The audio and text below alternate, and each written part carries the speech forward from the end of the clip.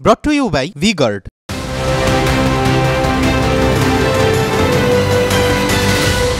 আরামবাগ শেষ দুটো লোকসভা ভোটে সেখানে ঘাসফুল ফুটলেও বিধানসভা নির্বাচন থেকে ভোটারদের ঝোঁক একটু অন্য ফুলে দেখেছেন নিশ্চয়। কিছুটা নড়বড়ে পিছিয়ে প্রচারে নেমে সত্যি কথাটা বলেই ফেললেন তৃণমূল প্রার্থী। বললেন আরামবাগে অনেকে টিকিটের দাবিদার ছিল, তাই তাকে নয় প্রতীক দেখে ভোট দেওয়ার পরামর্শ তার। মিতালি বাগ তার এমন লুজ বল বিজেপি কি ছাড়ে? প্লাস অন্যরাও তো আছে। আমার মুখটা মনে করবেন আর একটা করে ভোট ওনাকে দেবেন, দয়া করে দেবেন। ভোট দেওয়ার সময় তার মুখ মনে রাখার আবেদন করেছেন মুখ্যমন্ত্রী তথা তৃণমূল নেত্রী মমতা বন্দ্যোপাধ্যায়। দলনেত্রীর মন্তব্যের প্রতিধ্বনি আরামবাগের তৃণমূল প্রার্থীর গলায়। দীর্ঘদিন ধরে চন্দ্রকোনায় কোন দলের দীর্ণ তৃণমূল। জোড়াফুলের দুই শিবিরের আকচা আকচিতে চন্দ্রকোনায় তালা পড়েছে তৃণমূলের পার্টি অফিসে। বারবার গন্ডগোল সামনে এসেছে শাসক নেতাদের। এই প্রেক্ষাপটে চন্দ্রকোনায় প্রচারে গিয়ে কার্যত দলনেত্রীর সুরে সুর মেলালেন মিতালি বাগ। মিতালি বাগ কেউ ভুলে যান, কেউ নয় মিতালি বাগ। হাত জোড় করে অনুভব করছি সব, শুধু জোড়াফুল চিহ্নে ভোটটা দেন। 2014 পর 2019 লোকসভা ভোটে তৃণমূল জিতলেও গত লোকসভায় মাত্র 1142 ভোটে জয়ী ঘাসফুল শিবির। গত বিধানসভা ভোটে আরামবাগ লোকসভার অন্তর্গত 7টি বিধানসভার মধ্যে 4টিতে জেতে বিজেপি। আর দুবারের সাংসদ অপরূপা পোদ্দার টিকিট না পাওয়ায় অভিমান লুকোননি। এমন একটা পরিস্থিতিতে চন্দ্রকোনায় প্রচারে কার্যত আতঙ্কের সুর তৃণমূল প্রার্থীর গলায়। আপনারা জোড়াফুল চিহ্নে মমতা বন্দ্যোপাধ্যায়কে ভোট দেন, মিতালি বাগকে নয়। হতে পারে মিতালি বাগ আমার পছন্দ নয়, আমার হওয়ার ইচ্ছে ছিল, হয়তো আপনার হওয়ার ইচ্ছে ছিল, ওনার হওয়ার ইচ্ছে ছিল, হতেই পারে। সেই জায়গাটা ভুলে যান, মিতালি বাগকেও ভুলে যান, কেউ নয় মিতালি বাগ। হাত জোড় করে অনুভব করছি সব, শুধু জোড়াফুল চিহ্নে ভোটটা দেন। তৃণমূল প্রার্থী বলছেন ভোটটাকে তাঁকে নয় দলের নাম প্রতীক দেখে দিতে। প্রচারে মিতালি বাগের এমন মন্তব্যকে হাতিয়ার করে শাসককে চড়া সুরে বিঁধেছে বিজেপি। উনি আজকের দিনে হতাশাগ্রস্ত, ওনার বক্তব্যের মধ্যে দিয়ে সেটা প্রমাণিত হচ্ছে বারবার। উনি রাস্তায় নামছেন, লোক হচ্ছে না, মানুষ প্রত্যাখ্যান করছে, হতাশাগ্রস্ত হয়ে আজকে হাত জড়ো করে মানুষের কাছে ক্ষমা চাইতে হচ্ছে। মমতা ব্যানার্জি এবং দলের প্রতীক দেখেই এই রাজ্যে মানুষ ভোটাধিকার প্রয়োগ করে। স্বাভাবিকভাবে এটা গোষ্ঠীদ্বন্দ্বের কোনো ব্যাপারই নেই। আর বিষয়টা যদি বলেও থাকেন এমন কিছু নয়, তো উনি তো ঠিকই বলেছে। গত লোকসভা ভোট থেকেই বিজেপির কাছে অত্যন্ত সম্ভাবনাময় আসন হয়ে উঠেছে আরামবাগ। এতটাই যে ভোটের বাংলায় সেখানে সভা করেছেন খোদ প্রধানমন্ত্রী নরেন্দ্র মোদী। আরামবাগে চন্দ্রকোনায় গোষ্ঠী রাজনীতি সামাল দিতে কার্যত হিমশিম শাসক দল। কোন্দল সামাল দিতে তৃণমূল প্রার্থীর বার্তার কি কোনো প্রভাব পড়বে? উত্তর পাওয়া যাবে 4 জুন। অসীম বেরার রিপোর্ট, TV9 বাংলা।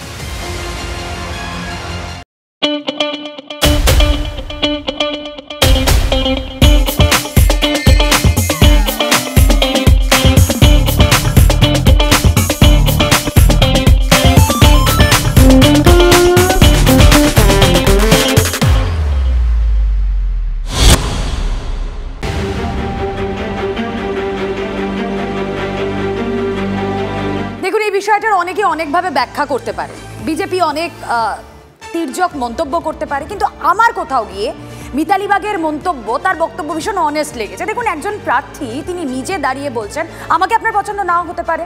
এই যে টিকিট প্রত্যাশা আমরা জানিয়ে লাগাতার কথা বলেছি, টিকিট না পেয়ে হতাশার কথা আমরা জানিয়ে বারবার বলেছি, কোথাও গিয়ে সেই সুরটাই কি মিতালি বাগের গলায় শোনা গেল? তিনি কি সেটাকেই এস্টাবলিশ করলেন? আচ্ছা, কেন তাহলে এখনো বারবার মমতা বন্দ্যোপাধ্যায়কে দেখে ঘাসফুল প্রতীক দেখে ভোট দিতে বলছেন তারা? কৃষাণুদা কি বলবেন? আমি জানি না তোমরা এটাকে কটাক্ষ করলে প্রতিবেদনে, কিন্তু আমার মতে তো এটা চূড়ান্ত একটি রাজনৈতিক বক্তব্য এবং খুব সুন্দর বক্তব্য। তুমি বলেছো, তোমাকে ধন্যবাদ, কিন্তু প্রতিবেদনে এটাকে কটাক্ষ করা হয়েছে, এটা তো চূড়ান্ত। আমি পাশে যদি এই খবরটা থাকতো, শক্তিগড়ের বিস্তীর্ণ অঞ্চলে বিজেপির দেওয়াল লিখে বিজেপির কর্মীরা পুরনো সেটাকে হোয়াইট ওয়াশ করে দিয়েছে, সেটা কেন হচ্ছে সেটা টিভির পর্দায় আসছে না। মিতালি বাগ, জেনে রাখুন, আমাদের তৃণমূল স্তরের আচ্ছা, যদি কর্মী সেটা আসতো কৃষাণুদা, তাহলে এটাকে কি আপনি discard করতে পারতেন? আপনি সরিয়ে দিতে পারতেন? পারতেন তো না? এটা কোনো কোন্দল বা কোনো লজ্জা পাওয়ার মতো ঘটনাই নয়। তো আমি তো গর্বিত ওই প্রার্থীর জন্য, ওনার বক্তব্যের জন্য। আজকে তো আমরা জানি তৃণমূল কংগ্রেসের একজন প্রতীকী নেতৃত্ব উনি, আজকে যে তৃণমূল স্তর থেকে উঠে এসছেন, সাধারণ গরিব একদম পিছিয়ে পড়া সমাজ থেকে, গ্রাম বাংলা থেকে উঠে এসছেন, আজকে তৃণমূল কংগ্রেসের মতো দলে তিনি একজন এমপি পদপ্রার্থী হয়েছেন। তো সুতরাং আমাদের গর্ব আরামবাগে। তাহলে একজন এমপি পদপ্রার্থী, তাকে তার নিজের ইমেজের কোনো জোর নেই, তাকে বলতে হচ্ছে মমতা বন্দ্যোপাধ্যায়ের মুখ দেখুন, ঘাসফুলের প্রতীক দেখুন। একটা বক্তব্য দিয়ে কিছু প্রমাণিত হয় না। তিনি অত্যন্ত সফল একজন পঞ্চায়েত স্তরের কর্মী এবং নেত্রী। তিনি ইতিমধ্যেই আমাদের জেলা পরিষদে কাজ করছেন, উনি বিভিন্ন সময়ে কাজ করেছেন, উনি জনপ্রতিনিধি একজন। তো সুতরাং উনি একটা বক্তব্যকে অন্যভাবে অপব্যাখ্যা করে তো কোনো লাভ নেই।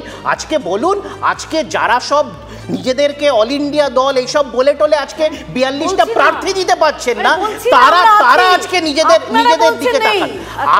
আমাদের পরিষ্কার কথা, আরামবাগে আমরা 2019-এ খুব অল্প মার্জিনে জিতেছিলাম। 2021-এও একটা বড় অংশের সেখানকার বিধায়ক বিজেপির তারা নির্বাচিত হয়েছিলেন। তা সত্ত্বেও আমরা নিজেদেরকে যা ভুলভ্রান্তি ছিল সেটা গুছিয়ে উঠেছি এবং 2024-এ বিশাল মার্জিনে মিতালি বাগ জয়যুক্ত হতে চলেছে। দেখুন, তৃণমূলের ভেতর নিজেদের দলের মধ্যে কি অন্তর্কন্দল চলছে আমরা একটুও বদল নেই, বুঝতে পেরেছেন? ব্যাপারটা হচ্ছে যে তৃণমূলের অন্তর্কন্দলের ফলে মানুষ যেন মানা না যায়, কারণ এদের এই অন্তর্দ্বন্দ্ব, এদের গোষ্ঠীদ্বন্দ্বের ফলে কিন্তু বক্তব্য হয়েছিল 9 জন নিরীহ মানুষ তাদের প্রাণ গেছিল এদের কারণে, এদের গোষ্ঠীকন্দলের কারণে। আর দ্বিতীয়ত হচ্ছে তৃণমূলের গোষ্ঠীকন্দল তো সব জায়গায় আছে, সেটা আমরা দেখেছি। এদের একজন মুখপাত্র দেবাংশু যে প্রার্থী হয়েছে, যেখানে যাচ্ছে সেখানে তাকে নিয়ে তৃণমূলের বিক্ষোভ চলছে। শতাব্দী রায়কে ঘিরে, শুনুন, শতাব্দী রায়কে ঘিরে বিক্ষোভ চলছে। আর সব থেকে বড় কথা হচ্ছে ইনি বলছেন না মিটবে তো বটেই। আরে গোষ্ঠী কোন্দলটা কেন হচ্ছে জানেন তো? সব বকরার ব্যাপার, কে মাল কামাবে। আসল কথা হচ্ছে এদের হচ্ছে একটাই, এদের হচ্ছে মাল কামাবে। আরে দেওয়াল লিখন বললেন তো, তৃণমূলের কারো ব্যাপার দেখুন, আমাদের যাদবপুরের প্রার্থীর নামে দেওয়াল ছিল। এদের এত নির্লজ্জ অবস্থা, এত খারাপ অবস্থা। আরে যাদবপুরের প্রার্থীকে বীরভূমের লোকেরা বিজেপির কর্মীরা খুঁজছে।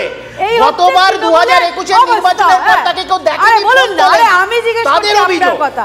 আরে আপনার চিন্তা করতে হবে না তো, নিজের দল নিয়ে ভাবুন না, নিজের পাশে ভাবুন।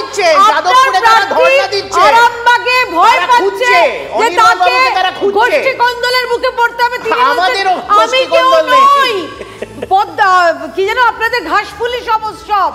ব্যাপারটা হচ্ছে উনি জানেন ভালো করে যে গোষ্ঠী কন্দলের জেরবার হয়ে রয়েছে কাকদ্বীপ থেকে কোচবিহার সর্বত্র। কারণ যে বখরা পাবে না সে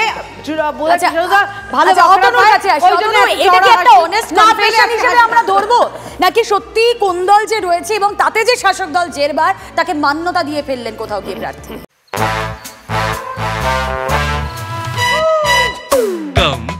Come my love, please don't say no baby, come my love. V-Guard-এর air coolers extra large cooling pads সহ যা বড় বড় মহারথীকেও ঠান্ডা করে দেয়। V-Guard air coolers, long lasting cooling.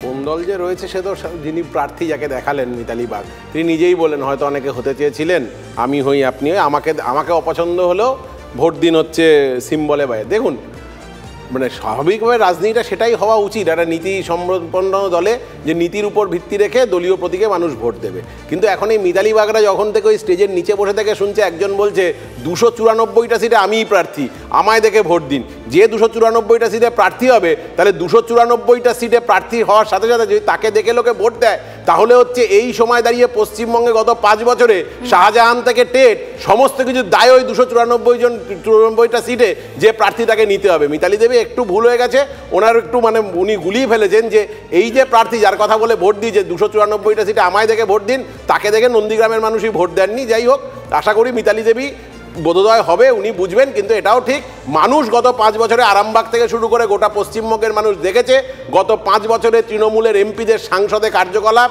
সাংসদে এক একজন সংসদের হচ্ছে গিয়ে 7%, 21% তাদের উপস্থিতি, কারুর এক একটা ডিবেটে কারুর উপস্থিতির আর শূন্য। মানুষ খুব ওখানে দৃঢ়প্রতিজ্ঞ প্রত্যেকটা সিটে যে তৃণমূল আর নয়। কৃষ্ণদা আসবো, সন্দীপা আসবো, কৃষ্ণদা আসবো, সন্দীপা তার আগে সন্দীপা, কৃষ্ণদা আসবো সন্দীপা। না আমি যদি একটু ফ্ল্যাশব্যাকে যাই রুমেলা দেবী, সেখানে 2019-এ অপরূপা পোদ্দার উনি জিতেছিলেন এবং 2021-এ বিধানসভার সময় আরামবাগের 4খানা মহকুমা, দ্যাট ইজ পুরসুরা, খানাকুল, আরামবাগ এবং গোঘাট, এই 4টেতেই তৃণমূল হেরেছে। এতটাই শক্ত ঘাটে তৃণমূলের সেখানে যে সেখানে সেই 4টে ঘাটিতে বিজেপির জয় হয়েছে। এবং আমি জানি না, বিমান বোসের নাম আমরা সবাই জানি, শ্রদ্ধেয় ব্যক্তি।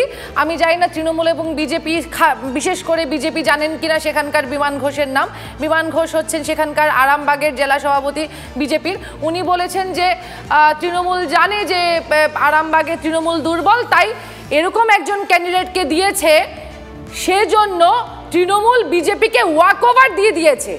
এটা বিমান ঘোষের বিশাল বড় স্বীকারোক্তি। আমরা যদি একটু অন্যভাবে ভাবি, আমি একটু বলে নেই ক্যাদেবি, আপনার মাঝখানে আমি কথা বলিনি, আমরা যদি একটু অন্যভাবে ভাবি তাহলে কি এটা বোঝায় না যে কথাটা আমরা বারবার বলছি যে ওরা যেটা বলছিল জোট না ঘোট, আমরা যেটা বারবার বলছি রাজভবনে বসে কি জোট হয়েছে, কি ঘোট হয়েছে, কি গল্প হয়েছে, সেটার একটা প্রকৃষ্ট উদাহরণ আরামবাগ নয় কি? এক। দ্বিতীয় কথা হচ্ছে যে এখানে মিতালি দেবী বলেছেন উনি কেউ না, মাননীয়া বলেছেন ভুলে যান কে মুখ, আমি মুখ, মাননীয়া মুখ।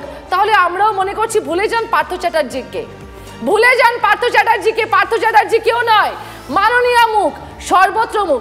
তার মানে যে কারণে পার্থ চ্যাটার্জিকে গ্রেফতার করা হয়েছে সব কিছুর দায়ভার তার মানে মাননীয়াকে নিতে হবে, নিচ্ছেন না কেন? বেশ, আমি কংগ্রেসের বলতে চাই, জনতা কি প্রশ্ন রাখছে, জনতা কি প্রশ্ন রাখছে, পিসিআর কে চটজলদি বলবো দেখিয়ে নিতে, তার উত্তরও নেব। জনতার প্রশ্ন, বাংলা যা ভাবেতে আজ তারা কি ভাবছেন এই নিয়ে।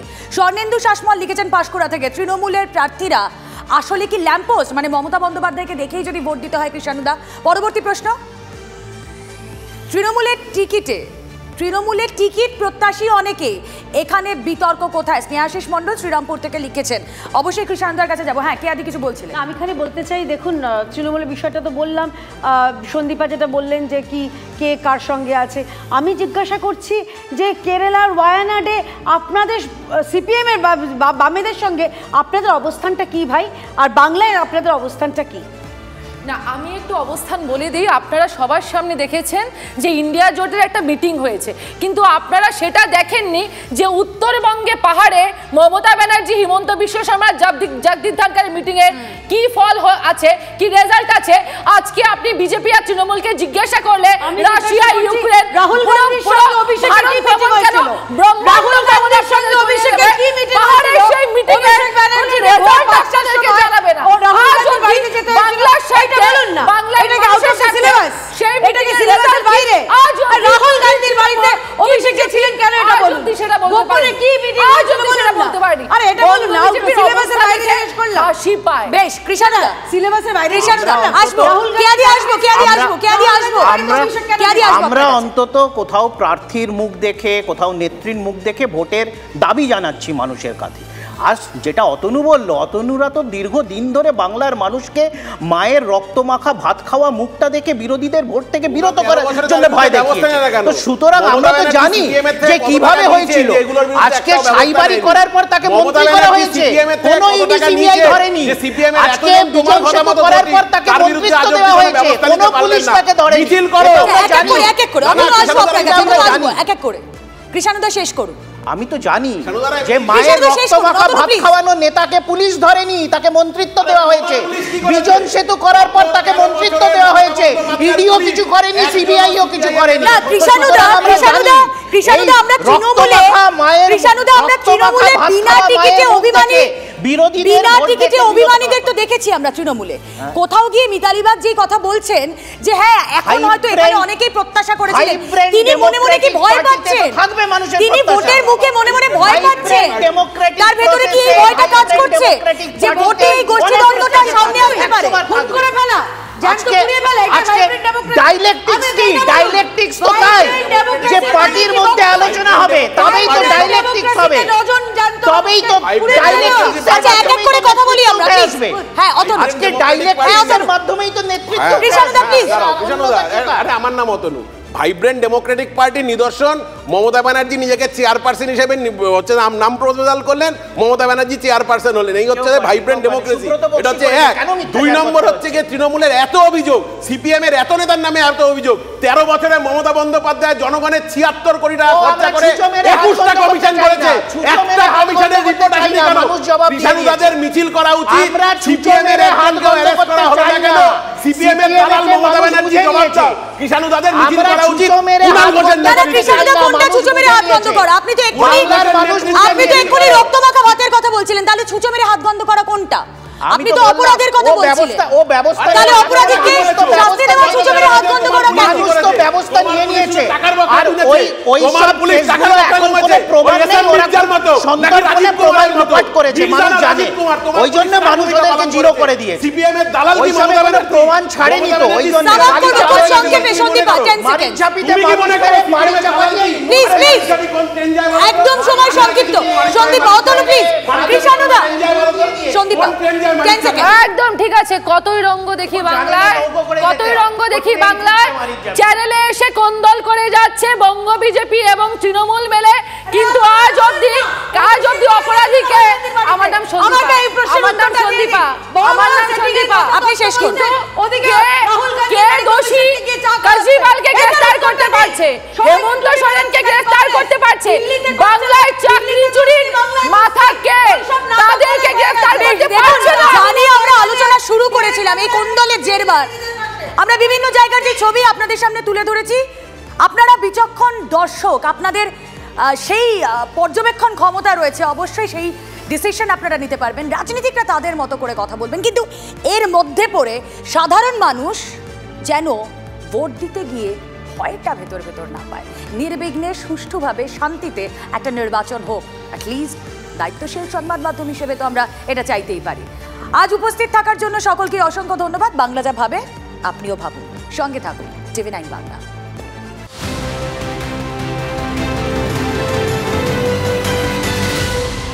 Brought to you by V-Guard,